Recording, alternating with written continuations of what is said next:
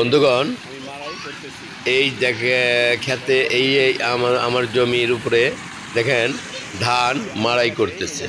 এই আমার বাড়ি, আমার বাড়ির পাশে এই আমার জমির মধ্যেই ধান মাড়াই করতেছে অটো মেশিনে। এই ধানটা আল্লাহ আমাকে দিছে। আমার অল্প কিছু জমি আছে, সেই জমিতে ধান লাগাইছিলাম, হয়তো মন তিনেক হতে পারে। অটো মেশিন দিয়ে, মেশিনটা অবশ্য আমার না, ওরা আমার এই কাজটা করে দিয়ে যাবে, ধানটা ছাড়িয়ে দিয়ে যাবে, ওদেরকে 150 টাকা মজুরি দিব।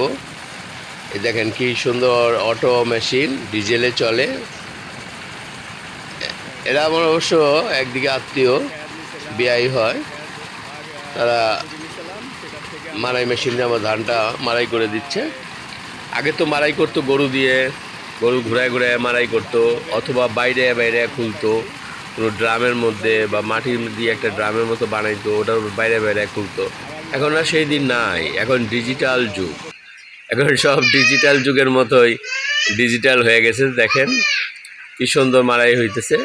এটা পরে ঝাড়তে হবে, বাতাস বাতাস লাগে অবশ্য, এখানে প্রচুর বাতাস, নিম্নচাপ দেখা দিছে। নিম্নচাপের কারণে বাতাস আসছে প্রচুর, তাই এটা মাড়াই করার পরে এটা ধানটা উড়াতে হবে, উড়াইলে খ্যারগুলো চলে যাবে। এই দেখেন দূরে আরেকজন আরেক কৃষক মাড়াই করতেছে।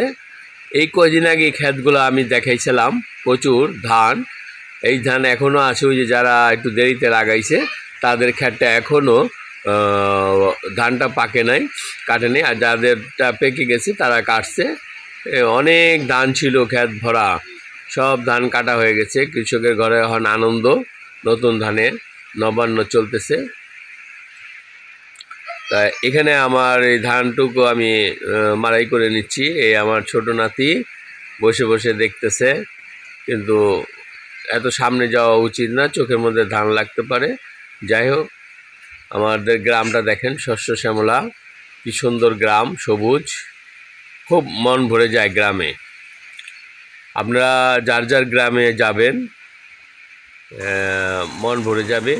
গ্রামে থাকার চেষ্টা করেন বন্ধুগণ। গ্রামে অনেক সুবিধা আছে আজকাল, সব জায়গায় কারেন্ট, ওয়াইফাই সবই চলে গেছে। যেমন আমার গ্রামে সবই আছে, কারেন্ট আছে, ওয়াইফাই আছে, গ্যাস তো আছেই, বোতল গ্যাস, এবং কারেন্টের চুলাও ব্যবহার করি, কোনো সমস্যা হয় না। এবং টাটকা সব জিনিস পাওয়া যায়, তরি তরকারি, মাছ, এগুলো সবই টাটকা পাওয়া যায়। তা যাই হোক, ফরমালিন মুক্ত, খুবই ভালো লাগে পরিবেশ।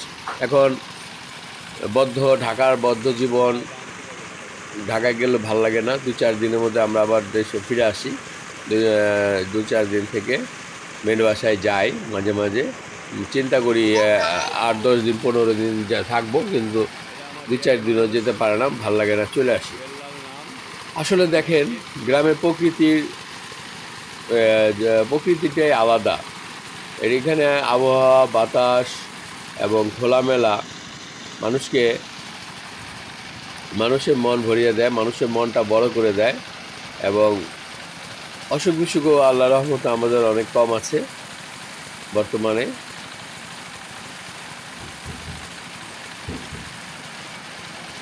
এই মাড়াই হয়ে গেলে পরে এই ধানগুলা মনে করেন আমরা বাজারে বিক্রি করব।